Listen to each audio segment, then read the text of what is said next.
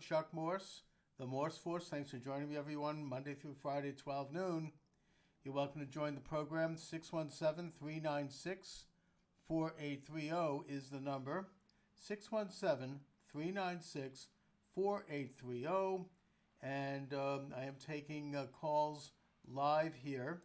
In fact, if you really want to be wild and crazy, as it were, and join me through Skype, you can go to your Skype, dial this number, and click video, I think it is. Or what is it? Video. And I will put you up on the screen along with me. We can have a talk on a split screen. Of course, the program is live on YouTube and Periscope and Twitch and 10 other affiliates. And it downloads automatically to iHeartRadio, iTunes, Spotify, Stitcher, and others. So I continue to forge forward in this great adventure of what used to be called radio, and what still is radio, but in my case, it's online radio. I still like to think of it as radio. And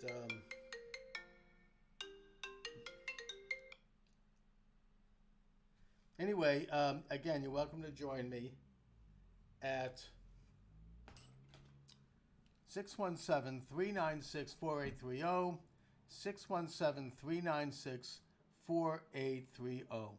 Now, I want to continue a little bit on the conversation I was having yesterday with regard to the revolutionary nature, alleged nature of Judaism. I am still reading E. Michael Jones's brilliant book, The Jewish Revolutionary Spirit. While I disagree with the premise, it is a great insight into Christian-Jewish relations from the time of Jesus right up till today, and it gets into European history. It's brilliantly written. It has great panoramic depth and width, and he's an extraordinary scholar, and I'm a big admirer of E. Michael Jones. However, again, I reject his premise that Judaism is revolutionary. Yesterday I talked about his contention that we are revolutionary because we did not recognize the messiahship of Jesus. Now, went over that already. While I have nothing but enormous respect for the messiahship of Jesus, and Jesus as the founder of the Christian church, at the same time, my contention is that Judaism has its own covenant with God, a covenant that is unbreakable, that is forever. Jesus himself said so in the book of Matthew and in the book of Acts, or at least he's attributed to having said so. And while E. Michael Jones, on my last interview, disputed whether or not he was talking about the Mosaic covenant or some other covenant, the Noahide covenant, that's a Christian question. I would think that he was talking about the Jewish covenant because Jesus was a Judean. He was a Jew. He was a devout Jew all his life, right up until the moment he was crucified. He was a Jew, and he believed that he was the Messiah. And whether he was the Messiah or not, again, that's a Christian question. But my point here is that Judaism has its own covenantal agreement, relationship with the Lord God, King of the universe, and that we have our own logos, if you will, our own reason for being in the world. We see ourselves, as the scripture says, as a priestly sect. This is what's meant by the, quote, chosen people. We're not chosen to rule over the world. We're not chosen to be secular controllers. This, of course, is a misunderstanding by both anti-Semites and by revolutionary Jews, and Michael is right about that. The idea is that we are chosen to observe an extra layer of commandments and precepts, and to try to live a holier life so that we can minister to the world that God is God. that he is he, that the Logos, if you will. And we've fallen far short of it.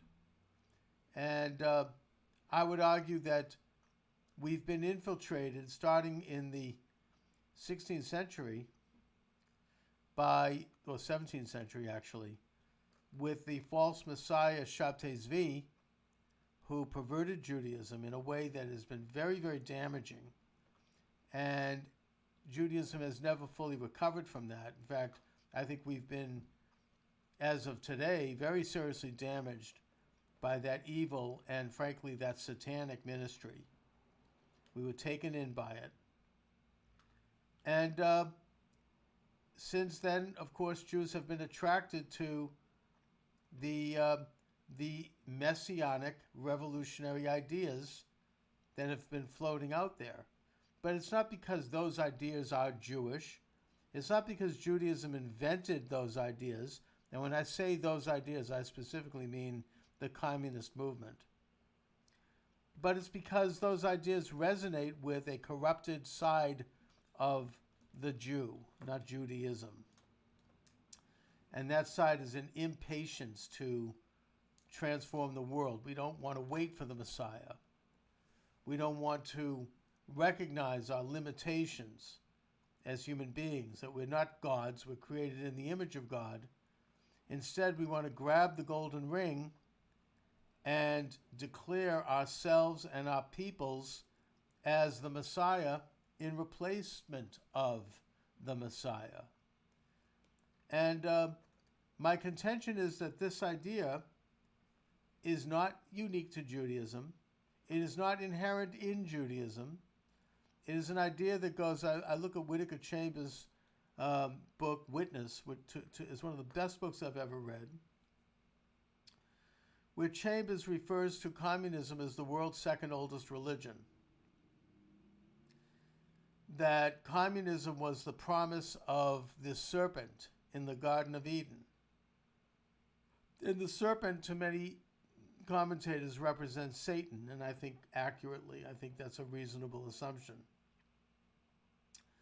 The serpent promised Eve that by partaking of the forbidden fruit from the tree of knowledge, she and Adam could know all things. They could know good and evil. In other words, they could become gods.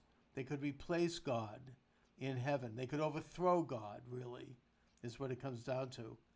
And that all the power of the universe, all the mysteries of the world, all of the answers of the cosmos would be in their hands. That is the promise of communism. Man shall rule the universe, not God. You know, Whittaker Chambers ends his brilliant letter to his children, which is published at the beginning of his book, Witness, with the contention that we have a choice between God or man. If we choose God, then we're choosing the Judaic faith. We're choosing Christianity. We're choosing the ministry of Jesus. If we choose man, we're overthrowing those divine ideas, and we're accepting that we can take power in our own hands, and we can control and craft the universe to be however we want it to be. That instead of being created in the image of God, we are the image. This is the very thing that the Torah warns Jews about throughout the Torah when it condemns idol worship. Idol worship was more than just a problem of worshiping graven images that were created by the hand of man, and it was even more than all of the sexual liberation, corruption, and evil that went around the worship of these graven images, including the throwing of live babies into the belly of a burning idol, which was what Moloch was all about. God warns us about those things, and that they're evil, and that we are to avoid them, and we are to condemn them, and we're to keep ourselves away from them. But more fundamentally, it is the idea that these are false ideas. They're manipulated by evil people. They're manipulated by sometimes well-meaning people. But by even engaging in it, they're evil. In that they think that they can manipulate man by reinventing reality, really, by throwing away the moral and ethical code of Sinai, which is a Judaic thing. I mean, if there ever was one. It was the experience of the children of Israel at Sinai that all people there experienced, where God revealed to man the moral and ethical precepts by which we are to fashion our lives. And we are to create our nations. And we are to order our cities. And we are to, in a sense, create our social order. It all emanates from Sinai. It's all revealed there, but the point of the matter is that even that revelation was limited. It was not everything. It was partial. You know, we got a sense of what we're to do. And if we do those things, or if we try to live our lives according to those moral and ethical precepts, then we're going to create a more just and peaceful world. It's not by force. There is no force involved. It's not to conquer the world. In fact, that's condemned in the Torah. There's a reason that was the sin of Nimrod. Nimrod rose up the top of the fake mountain, the Babel, as a way to literally go up there with a sword and slay God and become God. And God threw him to earth and threw all the people, scattered the people at the foot of the idol to the four corners of the world, giving them all different languages. That was the beginning of the nation state. That was the beginning of the development of separate sovereign entities. So, in a sense, this idea that we can create the one world government is evil and is completely antithetical to Jewish understanding. Of course, that concept was further developed by the development of very specified borders for various nations. And the Torah and the revelation at Sinai get into very intricate levels of separation between people. Proper roles for men and women. Proper roles. It gets into labor laws. The Torah has been criticized for supporting slavery. Not at all. Slavery was something that was the means of labor in those times. And Torah begins the process of reforming slavery so that it led to freedom and individual identity. It began to say that the slave is a member of your household that has to be treated, respectfully and not cruelly, and that the slave gets the Sabbath off just like you do, and even your animals get time off on Sabbath. I mean, it's set up. The world's first labor laws emanate from Sinai. The world's first, it condemns child sacrifice. It condemns idol worship. It also condemns, it creates rules of engagement for war. I mean, the reason the Amalekites were condemned by God in the Torah was because they attacked the Israeli caravan from behind, where the women and the children and the infirm were. It was seen as so evil and so cruel that they were condemned for that. And that began the process of setting up the rules of engagement. What actually St. Thomas Aquinas called the just war theory, which I think is very Torah-oriented and very much emanating from Sinai. So, look, the point I'm making here is that the Jewish faith is based on all of these things. It's based upon this idea that we are to observe this another level of Torah commandments, and that we are to try to make ourselves holy as best we can, given the limited ability of the human being and the imperfect nature of man. We are not revolutionary in that sense. We are actually conservatives. Now, Jews, E. Michael Jones is quite right to point out that Judaism has been, at least in modern times, more susceptible to messianic movements than Christianity, and certainly than Catholicism, because whether Jesus was the Messiah or not, the fact is that we didn't recognize a Messiah, and thus we're looking and waiting for the Messiah. So yeah, you have Jews who are impatient. They don't want to wait. They want to have it now. I'd point out that the same phenomena exists in Christianity, although less so, in that, like the Hussite heresy in Bohemia, Michael Jones does a big chapter on that. He blames the Jews. He says this is a Jewish revolutionary idea because they take some quotes out of the Old Testament and they isolate them, and they think that somehow those ideas apply to them, which they don't. Those are things that happened when they happened. We're to learn from them, but they do not apply to anyone today. That's a heresy in Judaism. But they took to that, so therefore he says it's Judaizing that they did this, which it's not, because Jews don't advocate that.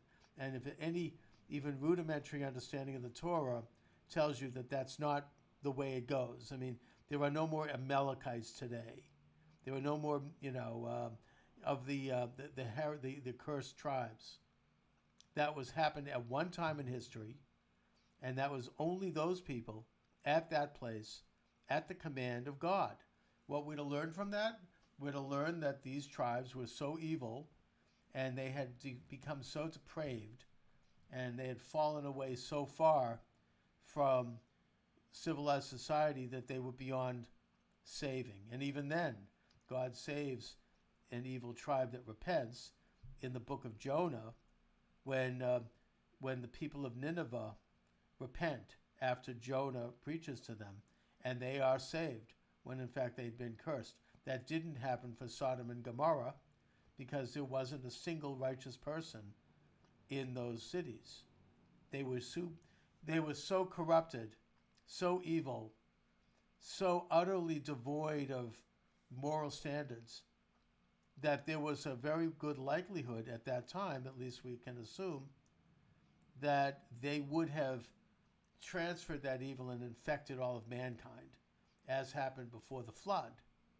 And that God in the covenant of Noah basically promised that there would never be another situation like that, where the entire world would be flooded and only a tiny, tiny group of people might be saved, as was the case with Noah and his family. So, these are not Judaizing influences. These are messianic movements today, or in the case of the Hussites in medieval times, that stand on their own merits, as did the Albigensian movement in southern France, which I think was somewhat similar, as did the Protestant movement. And of course, Michael Jones does several chapters on some of the excesses of the Protestant Reformation. He points specifically to the Anabaptists and to the Thomas Munster, who was an associate of Martin Luther and others, and even Martin Luther himself, to show that they were getting into this idea of a fundamentalist understanding of the Torah without the commentary claiming that this is Judaizing when it's not. At the same time, in a completely contradictory way, he criticizes the Talmud, which actually puts the Jewish Torah in the context of how it is to be applied, how it is to be understood. That is a subject I got into yesterday. If you want to learn more about my views on that, you can listen to yesterday's program archived here at YouTube. I'm just simply bringing it up now to point out that it's contradictory. Which is it? Is it a fundamentalist, literalist view of the Torah Judaizing? Or is the Talmud Judaizing, which basically moves away from that, and which he calls, like, for example, John Calvin and his movement in Geneva, which he refers to as the world's first police state, as having been a Judaized state because they took on Talmudic aspects, highly regulating every element of an individual's life. And Does the Talmud do that? Actually, it does tend to do that, yes. I mean, that is I mean, it can be problematic for people who are literal followers of the Talmud. I mean, you could take a look at some of the very, very ultra Orthodox communities. They have rules for every little thing they do, from the minute they open their eyes in the morning to the minute they go to bed. There are very developed rules of behavior for how they are to conduct their lives. I think that it's in a sense not exactly the way the Talmud was meant to be understood by the Sanhedrin and by the writers of the Talmud. However, they did put in there a couple of extra hedges to try to save the Jewish covenant at a time when we had lost complete sovereignty, or not complete, we never lost complete, but we lost practical sovereignty of Judea, and that they wanted to help the covenant move forward and survive what they viewed as a long period of exile, which was so that someday, God willing, they would be able to be around to come back and reestablish the Jewish Commonwealth in that tiny little bit of land known as Israel, between the Jordan River and the sea. In fact, that's exactly what finally happened in 1948. Is Zionism a Judaic movement? Yes, it is. Is Zionism messianic? Yes, it is. There is an element of Zionism. The Crusades were Zionists. They had the same rhetoric. If you take a look at the directive of Pope Urban when he created the Crusades in 1099, it's very Zionistic. It's very much like we need to reestablish our sovereignty in the Holy Land, the land where Jesus walked, because that's going to set the stage for the return of the Messiah, the second coming of the Messiah. So Zionism has that element to it.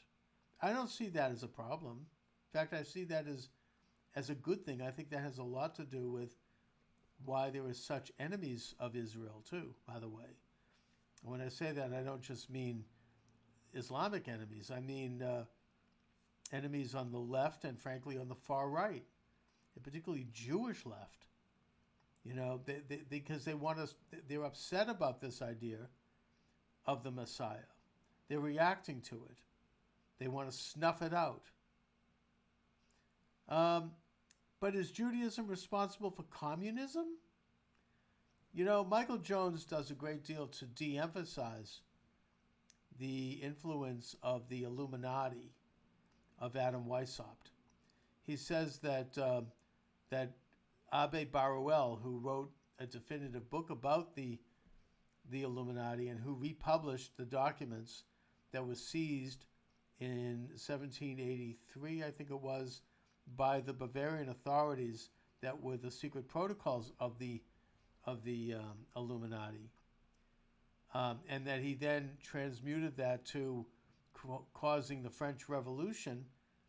Michael Jones discounts that. His theory is that it was the British who were responsible for fomenting the French Revolution because they were anti-Catholic, and that they used Masonic lodges to do this, particularly the Scottish Rite Lodge, and that Baruel settled in England and he was being paid by the English crown, and so he was compromised. I would say the same. I didn't mention John Robeson and his famous book Proofs of a Conspiracy, which is also about the Illuminati, and he was a professor at Edinburgh University. Of course, we can't know the truth. I would simply point out that I think that the Illuminati did play a significant role in the development of communism, that the Illuminati was not a Jewish movement at all. It was, in fact, if anything, it came out of the Catholic Church, because Adam Weishaupt, the founder of that movement, had been a canon law professor at Ingolstadt University in Munich. And that the ideas of the Illuminati were fairly well known. They're very well known in Europe. Here in the United States, when you talk about the Illuminati, people think you're a nut. They put on the tin hat, right? But in Europe, it's kind of settled history. I mean, Winston Churchill wrote about it extensively in his histories. I think it's a known aspect of European history. And their principles were to eventually overthrow and abolish the church and the state. He wanted to get rid of the aristocracy. He wanted to get rid of the clerisy.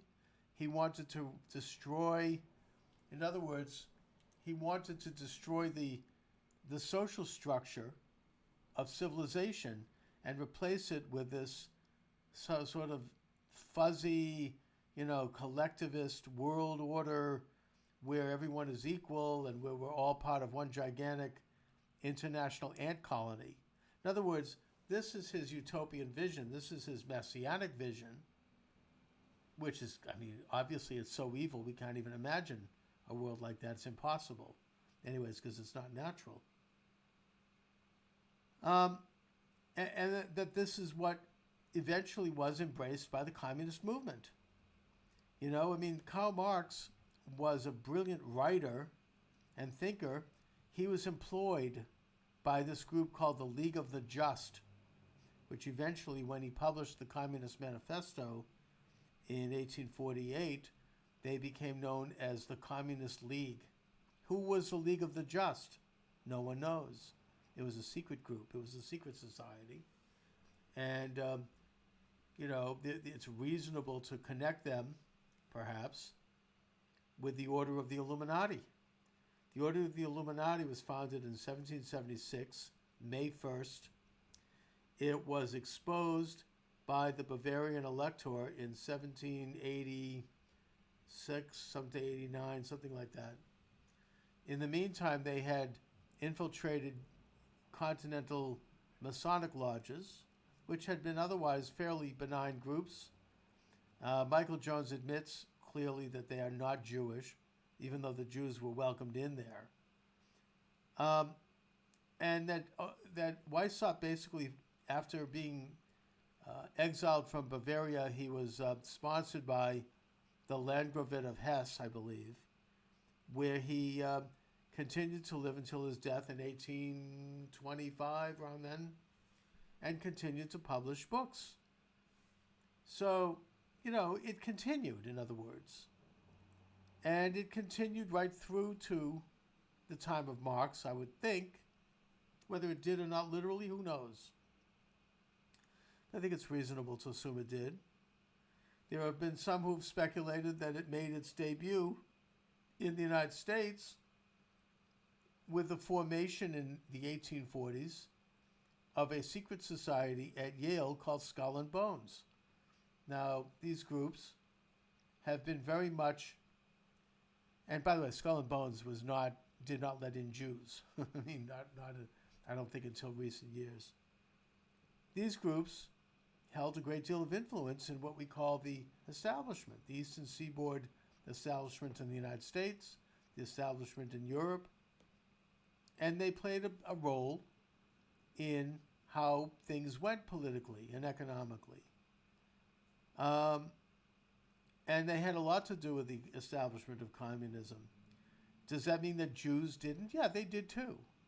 They formed a very unholy alliance with Jews who had embraced previously the Shabtai Zvi and his movement, and after he had been exposed as a fraud in 1666, his movement continued. It's called the Sabbateans underground, and it even spawned another messianic pretender by the name of Jacob Frank in the 17th century, who was just as evil as the Shabtai Zvi. It's a very interesting history. A very good source on this is a 2-volume set by Rabbi Marvin Antelman called To Eliminate the Opiate. I recommend it if you want to learn more about Shabtai Zvi and his corruption of Judaism. He also documents very clearly that there was a civil war in Judaism that went on for centuries between the forces of Shabtai Zvi and his radical secularist Haskalah and Orthodox rabbis, Orthodox is just another term for normative Judaism, who tried to save Judaism from this and who excommunicated these people. It's a war that continues to this day. It's a war that has been largely lost in Judaism. I'll admit that. It's a war that I personally, for my little show here, am trying to raise up so that people can understand it, and maybe other Jews, my fellow co-religionists, can begin to understand it. My point being that Judaism itself is not communist. Unfortunately, and it's a very dark chapter in our history, and that is that a lot of Jews, particularly in Russia in the 19th century, embraced communism and threw away Judaism, or in some cases continue to call themselves Jews, and that these people were very much instrumental in the Bolshevik Revolution, which created a revulsion in Europe, which created a backlash and a reaction in Europe that contributed to the rise of Nazism. I don't think there's any question about that. I don't think it's controversial for me to say that. Those are facts of history. It's a great shame. And Judaism to this day has not come to terms with the influence of radical communist Jews on the mindset of Europe toward Jews and the fear of Judaism that came out of that. How that was exploited, quite frankly, by people like Hitler, who used this as a way to try to create Jews as the enemy. Now, I'll point out that the vast majority of Jews then and today were not and are not communists. We might have various influences that communism has had, and those same influences have affected Christians. But they reject communism. They are loyal to Judaism and its precepts. They are loyal to the United States and to their respective nations and to Israel. And that this is a scourge that exists outside of Judaism. And to try to make this into a Jewish thing, it kind of sidesteps the more fundamental problem here, which is the evil embrace of an unnatural, messianic, revolutionary idea that will subvert and has subverted to very large degrees both Judaism and Christianity and the United States and our entire Western civilization. So I would suggest that we get beyond this kind of speculation about whether it's Jewish or whatnot, because it's not, and get into a more productive discussion, which is, what is this system about? Who are these people? What do they believe? How can we identify them? How can we expose them? How can we challenge them? And how can we do it in the name of that which is natural, freedom? Michael Jones says that capitalism is also a part of this Jewish revolutionary idea. I completely reject that. Capitalism is nothing more than what is natural to the human being. Capitalism is you and your right to determine your life and your future. Capital is nothing more, or money is simply an abstract expression of your labor, of your industry, of your work, of your creativity, of your imagination. And it allows you to exchange those goods for other goods that you need to survive and thrive. We could get into a long discussion about capitalism. He's right to suggest that there were certain very highly prominent Jewish capitalists like Jacob Schiff and others who financed some of these radical revolutionary communist movements. That's true, and there were plenty of non-Jews who did it too. They were wrong to do so. They should be condemned for doing so, but it doesn't mean that it was Jewish. It means that they had been sucked into the revolutionary faith that has also subverted and perverted Judaism. Anyway, those are my thoughts today on this issue. This is part 2. I didn't get to what I want to talk about with racism becoming a science. I'll talk about that maybe tomorrow. I'm doing the program Monday through Friday, 12 noon, right here at YouTube and at stations you're watching, as well as iHeartRadio and iTunes. You can check out my books. They're available at Amazon.com. Just put in my name in the server, Chuck Morse. You'll see them come up.